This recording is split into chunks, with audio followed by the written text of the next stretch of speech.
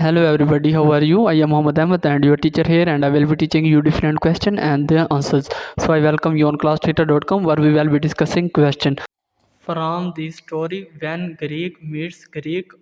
Option 1, Ram tells the landlord his option A, and minister option B, and untouchable option C, Creole option D, and artist option 2, Chan wears a turban and A.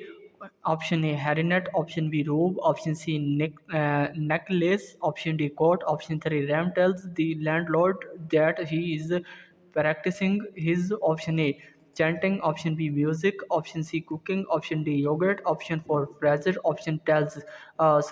tells Ram that Chan is from. Option A, Jamaica. Option B, New Delhi. Option C, London. Option D, Canada.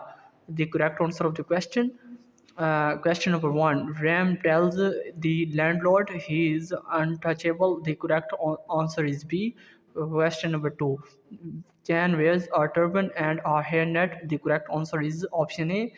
Question number 3, Ram tells the landlord that he is practicing yogurt. The correct answer is option D. Question number 4, Fraser tells Ram that Chan is from Jamaica. The correct answer is A.